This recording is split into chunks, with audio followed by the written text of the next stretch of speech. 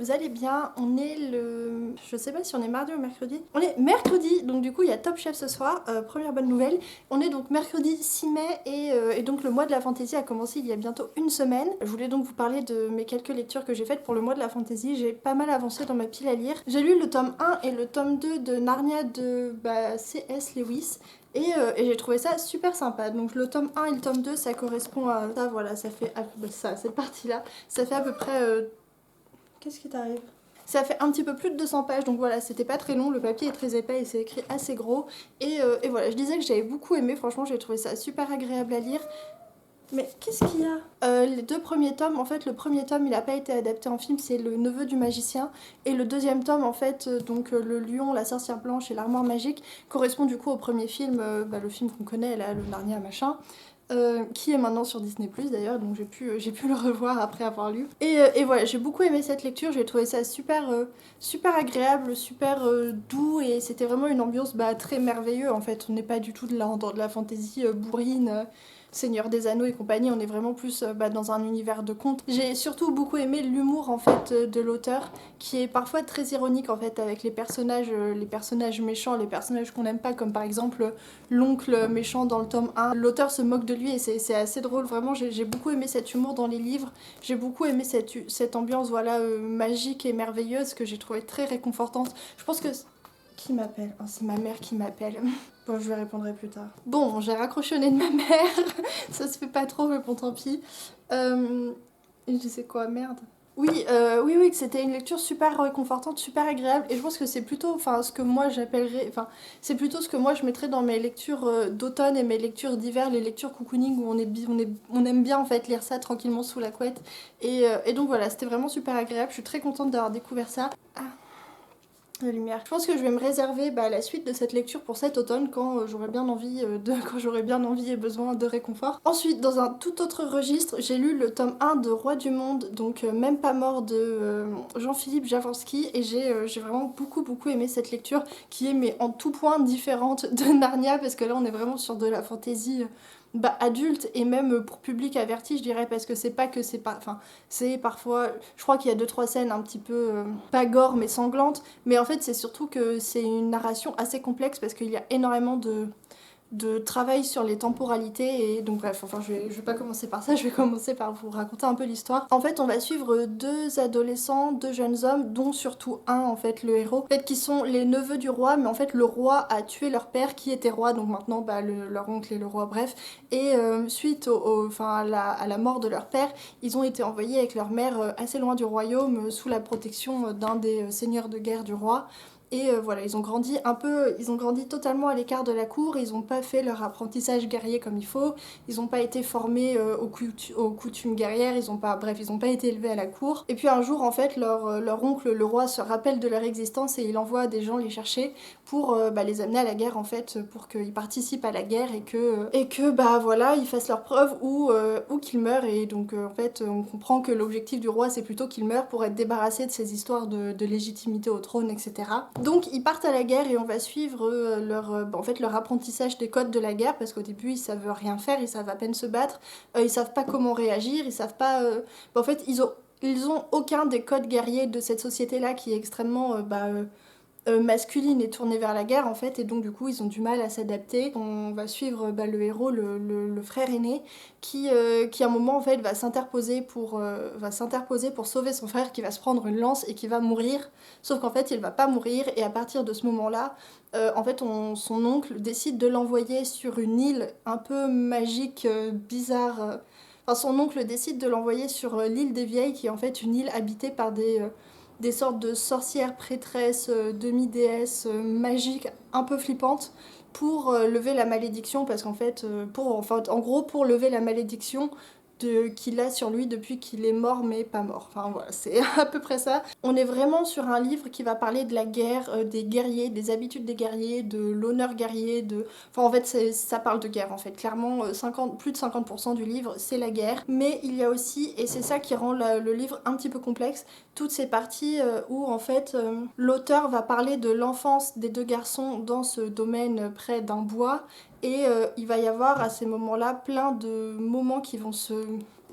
plein de temporalités qui vont se rencontrer, se télescoper, et en fait tu sais pas bien à certains moments déjà si ce que tu lis ça s'est vraiment passé ou si c'est un rêve, et si c'est un rêve que la personne a fait quand elle était enfant ou qu'elle fait maintenant. Enfin, c'est un peu complexe, et en fait ce qui se passe dans ce bois c'est assez particulier parce qu'en fait quand ils étaient petits ils habitaient près d'une forêt où vivait un druide d'ailleurs, enfin une espèce de druide déchu. Et en fait dans ce bois il y avait des espèces de créatures magiques, merveilleuses comme...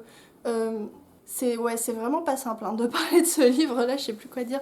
Et ouais, dans ce bois il y avait donc un géant, il y avait aussi des espèces de... un énorme minotaure, une sorte de cavalière magique, enfin voilà, des personnages un peu magiques, merveilleux, mystérieux comme ça. Et en fait, on sait pas bien si c'est des personnages qui existent ou si c'est des rêves dans la tête des enfants. Et toute la magie, enfin toute la dimension magique du livre est un peu comme ça. On sait pas trop si c'est du merveilleux, de la superstition, si c'est dans leur tête ou si c'est des choses qui arrivent, et c'est assez fascinant en fait. Moi ce que j'ai vraiment aimé et ce qui était vraiment fascinant dans le livre, je trouve, c'est cette espèce de flottement des temporalités, parce qu'il y a beaucoup de... Ouais, il y a beaucoup de passages d'une temporalité à l'autre, et parfois le passage est pas tout à fait clair, on sait pas trop si vraiment du coup on passe de tel moment à tel moment, ou alors si c'est un rêve ou si ça s'est pas passé. Enfin, c'est assez complexe, et en même temps, c'est vraiment ce qui fait le charme du livre, hein, je pense, c'est que on flotte. Clairement, on flotte dans un univers guerrier et plein de superstitions et de magie un peu inquiétante, et sans vraiment trop savoir ce qui est vrai, ce qui l'est pas, et comment tout ça s'emboîte. Je sais pas si je suis bien claire, je pense que je vais faire beaucoup de coupes au montage. Et l'autre élément qui fait vraiment la grande force du roman, c'est le style de Jaworski qui est vraiment magnifique, qui est extrêmement poétique, qui est vraiment très très beau en fait. Alors assez complexe parfois, avec un vocabulaire assez recherché, des tournures assez recherchées, mais qui est vraiment magnifique. Donc voilà, je suis pas sûre d'avoir tout bien expliqué pour ce livre, mais en tout cas j'ai beaucoup aimé et je lirai la suite avec grand plaisir. Et voilà, ça c'est les lectures que j'ai terminées, et là j'ai une lecture en cours, c'est Dragon Blood de Anthony Ryan, que je lis pour la catégorie... Oui, je vous ai pas dit pour quelle catégorie je lisais les autres. Même pas mort, je le lis pour je l'ai lu pour la catégorie lire un incontournable, et Narnia, je crois que je l'ai lu pour la catégorie un livre qui a été adapté en film, voilà. Et du coup, je suis en train de lire Dragon Blood pour la catégorie La Fureur de Smaug, où il faut qu'il y ait des créatures magiques, enfin des créatures fantastiques, et donc du coup, comme vous pouvez le constater et comme le titre l'annonce, il y a des dragons dans ce roman, et voilà. Alors... c'est un roman qui, ça se voit pas forcément, mais qui en fait est extrêmement long, il fait 900 pages, et je vous avoue que je commence à le sentir qu'il fait 900 pages, parce que ça fait quand même un moment que je suis dessus et que j'arrive pas à... j'avance à 2 à l'heure quoi. Mais voilà, les 200 premières pages, j'ai vraiment peiné parce que je comprenais pas bien l'univers, c'est un univers que j'ai trouvé... C'est pas qu'il est excessivement complexe, mais c'est qu'en fait, au début, on comprend qu'il y a plein de forces en... Enfin, comment expliquer ? Qu'il y a plein de groupes, de gouvernements, de forces en présence, et je comprenais pas bien en fait quel personnage appartenait à quel groupe et quels étaient leurs intérêts et contre qui ils étaient. Enfin, au début j'étais vraiment perdue, mais au bout de 200 pages j'ai commencé à comprendre et à intégrer le système de l'univers, et ça allait mieux. On est sur un univers un peu de type steampunk, mais c'est pas de la steampunk classique, on est plus... c'est différent en fait, et je sais pas encore bien comment le décrire, mais c'est de la steampunk, mais sans être vraiment de la steampunk. Souvent la steampunk c'est quand même c'est souvent dans des villes européennes, souvent à Londres, à l'ère victorienne, et là c'est pas du tout le cas, on est dans de la fantasy, on est dans un autre univers, en fait on est dans un univers qui est très très grand, très très vaste. À un moment il parlait de millions de kilomètres, ça me paraît énorme, dont voilà la carte, enfin bref, peu importe. C'est un univers en fait où il y a un royaume, et de l'autre, et en opposition au royaume il y a le syndicat négociant d'Archefer, qui est en fait une espèce de pouvoir politique qui a colonisé d'autres parties du monde, et qui est regroupé en fait en... Voilà, c'est une espèce de syndicat, de groupe marchand, qui en fait repose sur la vente qui repose en fait sur la vente du sang des dragons, parce qu'en fait dans cet univers le sang des dragons a des vertus très puissantes. En fait il y a 4 types de dragons, et pour chaque sang de dragon ça donne accès à un pouvoir, mais toutes les personnes n'ont pas accès à ce pouvoir. En fait il y a des personnes qui sont des sangs bénis et qui peuvent ingurgiter le sang de dragon, en fait les autres ça les crame, et eux quand ils boivent le sang de dragon ça leur donne des pouvoirs. et notamment le pouvoir de faire une espèce de feu magique. Et grâce à ce feu magique, en fait, ils ont créé des sortes de moteurs. En fait, on est sur un univers avec d'un côté des dragons et d'un autre côté une grande importance pour la mécanique et toutes ces choses-là, parce qu'en fait, il y a plusieurs chercheurs, enfin, il y a plusieurs personnages de chercheurs, pas de mécaniciens vraiment, mais comment on dit, des inventeurs, voilà, c'est ça, des inventeurs qui essaient de fabriquer des machines toujours plus puissantes, toujours plus complexes, pour aller plus vite, en fait, notamment les bateaux, parce qu'il y a toute une partie du récit qui se passe sur l'eau, parce que, en fait, entre le syndicat d'Archefer et l'Empire Corventin, il y a une guerre qui se prépare et même qui commence dans le livre. Et donc en fait voilà, leurs flottes vont s'affronter et c'est un peu à qui aura la meilleure technologie et qui aura le plus de sang de dragon pour vaincre. Hein. Et voilà, donc on est sur un univers comme ça, donc j'espère que j'ai été assez claire, je suis pas sûre parce que moi-même je vous avoue j'avais pas tout compris. Mais voilà, en fait on commence l'histoire et il se trouve que le sang des dragons est de moins en moins puissant et en fait il donne accès à de moins en moins de pouvoir et donc ça déséquilibre totalement le jeu politique de l'univers puisque du coup le syndicat d'Archefer qui repose sur la vente et le commerce du sang de dragon est de moins en moins, va être de moins en moins puissant et du coup ils cherchent des solutions à ça. Face à eux, l'Empire Corventin fait des innovations technologiques qui leur permet de contrebalancer un petit peu le pouvoir des autres. Donc on est à un moment un petit peu dangereux de déséquilibre des pouvoirs. Du coup le syndicat d'Archefer veut chercher des solutions parce qu'ils n'ont pas envie de perdre leur monopole, ils ont envie de rester puissants en fait et ils vont notamment envoyer des personnes à la recherche d'un dragon particulier qui est le dragon argent et qui selon les légendes est le plus puissant et devrait restaurer les lignées des autres dragons. En fait, ils partent du principe que trouver ce dragon-là va les sauver. Donc voilà, donc en fait on va suivre 3 personnages qui ont chacun une mission particulière. On va suivre un jeune homme qui s'appelle Clay qui est un voleur et qui se retrouve embauché un peu de force par son oncle dans un groupe en fait de chasseurs de dragons, obligé d'aller au cœur de la jungle et des marécages dans un endroit super dangereux, chasser du dragon. Alors voilà, ça se passe pas très bien pour lui. Le deuxième personnage c'est une femme et c'est en fait une femme qui a été formée par le syndicat d'Archefer, qui a un grade assez élevé et qui est espionne et en fait on l'envoie dans l'Empire Corventin dans la maison d'un homme pour faire une enquête en fait, voilà. Et donc elle va faire son rôle d'espionne et il va lui arriver des trucs, on s'en doute. Et le troisième personnage qu'on suit, c'est un jeune homme qui est militaire dans la marine et en fait qui est sous-capitaine, enfin qui a un grade assez élevé sur un bateau et qui va se retrouver en pleine guerre maritime avec l'Empire Corventin. Et donc voilà, en fait on va suivre ces 3 personnages. Je suis à plus de la moitié, je suis à la page 510, donc voilà, j'ai quand même pas mal avancé, même si pas autant que je voudrais. C'est pas le genre de livre qui se lit vite en fait, donc je prends mon temps et donc voilà, j'aurais bien aimé le terminer ce soir, mais à mon avis ça n'arrivera pas. Et donc voilà pour ce premier bilan lecture du mois de la fantasy, je trouve que ça va, je suis pas en retard, j'ai bien avancé et voilà, je vous tiens au courant et puis je vous reprends sûrement demain, voilà.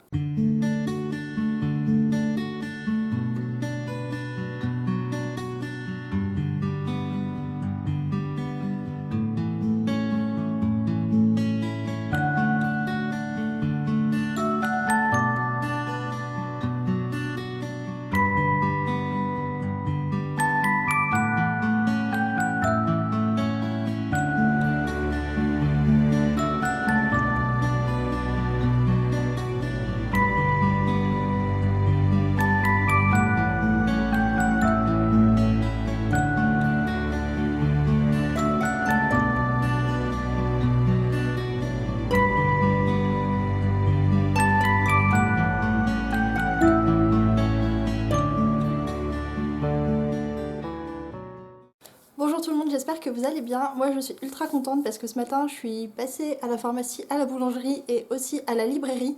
En fait il y a mes 2 librairies de quartier préférées qui ont réouvert. Donc la semaine dernière, ou il y a 10 jours, je suis allée à la librairie en bas de chez moi et j'avais fait une commande de livres. Et là, mon autre librairie préférée a ouvert aussi, donc du coup, je leur ai fait aussi une commande.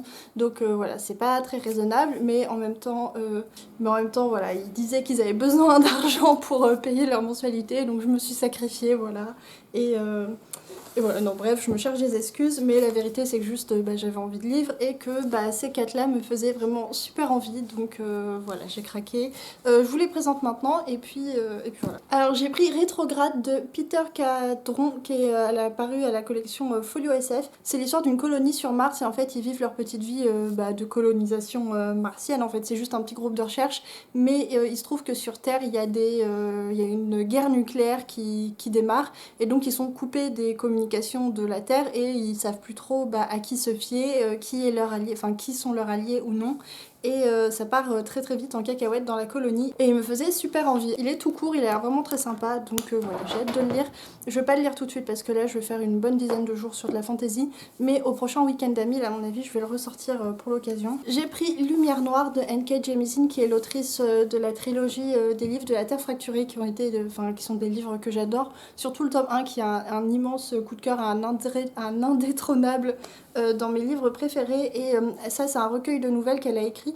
Ça a l'air très très cool, j'adore l'écriture de N.K. Jemisin, j'adore ce qu'elle fait, j'adore ce qu'elle est, j'adore le fait voilà, qu'on publie enfin des autrices afro-américaines et qu'elles soient enfin connues et éditées aussi chez nous. Donc voilà, je trouve ça très cool, j'ai hâte de le lire et puis là encore le livre est vraiment très très beau et il ira magnifiquement bien à côté de mes autres de l'autrice. Ensuite, j'ai pris le tome 2 de la trilogie, je sais plus comment elle s'appelle cette trilogie, mais en fait le tome 2 qui va après l'espace d'un an de Becky Chambers. Ah, je crois que c'est Les Voyageurs, oui c'est ça. Le tome 2 de la trilogie Les Voyageurs de Becky Chambers, donc là ça s'appelle Libration. Et voilà, pareil, le livre est magnifique, c'est aux éditions La Talente, donc j'aime beaucoup aussi cette maison d'édition. J'adore ce qu'ils font en ce moment. En ce moment, mes lectures favorites font partie des éditions La Talente, donc du coup, voilà, je pense que je vais continuer sur cette lancée parce que ça me réussit plutôt bien. Donc, on suit pas tout à fait les mêmes personnages que dans le tome 1. Là, on va suivre Poivre et Lovelace, qui est l'intelligence artificielle du vaisseau qui s'incarne dans un corps. Donc, on va suivre ces deux personnages-là et peut-être d'autres, je sais pas. Mais voilà, ça a l'air d'être dans la même veine que le premier, donc magnifique et trop trop bien. C'était un livre qui était très... Donc on est dans l'espace, hein, comme vous pouvez le constater, on est sur des vaisseaux spatiaux, du space opéra, mais pas porté sur la bataille et les conflits intergalactiques, beaucoup plus orienté vers la psychologie des personnages, les liens qui les unissent, l'aspect familial, les sentiments de tendresse, enfin... Plutôt des choses comme ça, c'est une lecture qui est hyper réconfortante et hyper agréable, donc j'ai très très hâte de lire celui-ci et vraiment j'adore cette autrice, j'ai adoré le tome 1, donc j'espère que celui-ci sera à la hauteur, mais je n'en doute pas parce qu'il a gagné le prix Julia Verlanger. Qui est Julia Verlanger? C'est celle qui a écrit je crois les livres qui ont inspiré Mad Max, donc comment ça s'appelle ces livres? La Terre brûlée je crois, mais je suis pas sûre, c'est plusieurs romans, plusieurs nouvelles, je suis pas trop sûre, mais c'est ce qui a inspiré Mad Max. Et donc ce livre a gagné ce prix-là, mais ils ont aussi gagné le prix Hugo dans la catégorie saga, je crois. Il me semble que c'est ça. J'en avais parlé dans une vidéo, mais je suis plus trop sûre là. Mais voilà, ils ont gagné des prix, ils ont l'air trop trop bien. Et voilà, de toute façon, j'ai pas de doute, hein, je suis sûre que ce sera vraiment bien. Et ensuite, petite folie, absolument pas nécessaire, mais bon, bref, ça me faisait hyper envie. J'ai pris Le Chant des Cavalières de, je connais pas bien son nom, Jeanne-Mariam Corrèze, qui est... Corrèze? Ouais, c'est ça. Qui est publié au Mouton électrique. Donc c'est mon premier livre dans cette collection et je le trouve plutôt très joli en fait. Et alors, l'histoire a l'air beaucoup trop cool. C'est l'histoire d'un ordre de femmes et qui sont dragonnières en fait, qui montent des dragons. Et bon, je vous lis le résumé, ce qu'il est super court. Un royaume divisé, instable, des forces luttant pour le pouvoir. Un ordre de femmes chevauchant des dragons, des matriarches, des cavalières, des écuyères, et parmi elles Sophie qui attend. Le premier sang, le premier vol, son amante, son moment, des réponses à ses questions. Pour trouver sa place, elle devra louvoyer entre les intrigues de la cour et de son ordre, affronter ses peurs et ses doutes, choisir son propre destin, devenir qui elle est vraiment. Ça a l'air trop trop cool parce que moi j'aime tous les livres avec des regroupements de femmes dès qu'il y a un ordre féminin, de la sororité, des matriarches, enfin j'adore, vraiment j'aime trop. Encore plus là parce qu'il y a des dragons. Et en plus j'ai ouvert le livre et mon regard s'est figé sur le nom de famille du personnage principal qui est Pendragon, donc elle s'appelle Sophie Pendragon. Mais si jamais ce livre est lié de près ou de loin à la légende arthurienne, je crois que je m'évanouis tellement c'est cool. Donc voilà, j'ai trop trop hâte. Du coup, si vous faites pas le Féminibooks, enfin si vous faites le Féminibooks Challenge, il rentre totalement dans le thème, hein. Mais surtout si vous faites le mois de la fantasy, il rentre dans la catégorie La Fureur de Smaug pour la catégorie créatures fantastiques puisqu'il y a des dragons, mais aussi dans la catégorie Dame Arwen puisqu'il y a des héroïnes badass, mais aussi dans... bon, je suis sûre qu'il rentre dans plein de catégories, donc voilà, si ça vous intéresse... je vous invite à regarder ça de plus près. Donc voilà, je suis ultra contente. Là, je suis encore en train de lire... Dragon Blood Song, non ça c'est son autre livre. Dragon Blood de Anthony Ryan, donc voilà, j'ai presque fini. Il me reste ça, donc 200 pages. J'espère le finir bientôt, peut-être après manger, ce serait cool parce que voilà, j'ai envie de passer à autre chose, ça fait quand même un moment que je suis dessus. Et surtout maintenant que j'ai plein de livres qui me font très envie, je vais peut-être craquer un petit peu et faire une entorse au mois de la fantaisie. On verra et donc voilà, je vais finir ça et puis je vous reprends quand je l'aurai terminé pour vous dire ce que j'en ai pensé. Eh bien, on est samedi et j'ai terminé 2 romans dont je voulais vous parler avant de clôturer ce vlog. J'ai enfin terminé Dragon Blood de Anthony Ryan et voilà, c'était plutôt une bonne lecture. Il se passe énormément de choses dans ce tome 1, il y a énormément d'action, énormément de rebondissements, énormément de révélations et à la fin du tome 1, la situation est extrêmement différente de ce qu'elle est au début du tome 1. Donc vraiment il se passe énormément de choses, c'est plutôt prenant. Et voilà, les personnages sont attachants, j'ai bien aimé l'histoire, j'ai bien aimé aussi le fait que dans ce tome 1, on découvre des choses sur l'univers qui laissent entendre qu'il est vraiment beaucoup plus vaste que ce qu'on voit pour le moment, enfin ce qu'on connaît pour le moment. Donc voilà, ça présage de plutôt bonnes choses pour la suite, mais voilà, j'ai bien aimé, mais en même temps je suis pas sûre que ça soit tout à fait le genre de roman que j'aime, enfin c'est pas tout à fait la fantasy que je préfère. Donc même si j'ai le tome 2 à la maison, je sais pas si je le lirai, voilà. Ensuite, après cette lecture un petit peu dense et un peu longue, j'ai enchaîné sur un roman jeunesse, donc j'ai lu Engrenage et Sortilège de Adrien Thomas, qui est vraiment très très joli. Et c'était vraiment une bonne lecture. Alors, je suis pas une grande lectrice de jeunesse, donc je suis pas sûre d'être la personne la plus objective pour parler de ce livre. On va suivre 2 adolescents, donc Grise qui est mécanicienne et Cyrus qui est magicien, et qui sont tous les 2 élèves dans une académie. Et un jour, en fait, ils vont échapper à une tentative... Ah oui, les 2 groupes, en fait, enfin les mécaniciens et les magiciens se détestent dans l'académie. C'est une espèce de rivalité qui dure depuis des siècles. Ils ne font pas exception Ils ne font pas exception à la règle et vraiment ils se détestent, ils sont vraiment pas sympas l'un avec l'autre. Mais un jour, en fait, ils échappent ensemble à une tentative d'enlèvement. En fait, ils savent pas pourquoi quelqu'un a envoyé des gens à leur poursuite pour les enlever. Donc ils échappent à une tentative d'enlèvement et ils se retrouvent dans le quartier des malfrats, là où il y a tous les voleurs, etc. Et ils vont devoir s'intégrer dans ce quartier pour continuer d'échapper aux gens qui les poursuivent et pour trouver une solution, pour découvrir en fait pourquoi on leur veut du mal et qu'est-ce qui se passe dans le royaume, pourquoi tout a l'air d'un seul coup de partir en cacahuète. Et donc voilà, ils vont se retrouver dans cette situation là, j'en dis pas trop parce que sinon je vous spoil, mais c'était vraiment très sympa. J'ai beaucoup aimé surtout le fait qu'il y a un propos politique aussi important dans le livre, notamment dans un livre jeunesse, puisqu'en fait Cyrus et Grise sont tous les deux des enfants issus de familles assez aisées, plutôt bourgeoises, et en fait ils sont dans une académie qui est un lieu fermé avec que des gens comme eux, et en se retrouvant en fuite, ils vont se retrouver parmi les gens pauvres en fait, et ils vont découvrir que si les gens volent et sont obligés de commettre des crimes ou des délits, c'est pas par plaisir, c'est parce que c'est rendu nécessaire par le fait que en fait ils sont pauvres et que les riches les oppressent. Donc voilà, ils se rendent compte qu'il y a énormément d'injustice et d'inégalités dans leur monde et que finalement tout n'est pas aussi simple que ce qu'on leur avait appris. Et ça va mener à d'autres choses que je vous laisse découvrir, mais c'était vraiment très sympa. Je pense que c'est vraiment un bon roman jeunesse avec des personnages attachants, une bonne intrigue, ça se passe, il n'y a pas de temps mort en fait, ça va vite et en même temps c'est pas non plus totalement simpliste, même si j'ai trouvé que la révélation, pas que la révélation, mais la résolution finale, le dénouement était un peu naïf en fait. J'ai trouvé que c'était, pour le coup c'était peut-être un peu simpliste, mais c'est parce que voilà, je regarde ça avec un regard d'adulte et donc avec un regard un peu politisé, mais je pense que le livre est très adapté à son public, au public visé en fait. Il est vraiment, le propos et l'action sont tout à fait adaptés au public des jeunes, des adolescents. Donc voilà, c'était un livre qui était très sympa et que je vous recommande beaucoup si vous aimez ce genre de littérature. Donc du coup j'ai lu 4 livres sur les 8 livres de ma pile à lire pour le mois de la fantaisie, donc je suis plutôt contente parce que j'ai bien avancé. Il me reste donc Arcane de Pierre Bordage à lire, la trilogie des elfes de Jean-Louis Fedjen et Le Seigneur des Anneaux de Tolkien, plus probablement le tome 1, sachant que Le Seigneur des Anneaux je me le réserve pour la fin du mois pour quand... je me le réserve pour la fin du mois parce que je pense qu'il va me donner du fil à retordre celui-ci. Et du coup, je me le garde pour dans longtemps, voilà.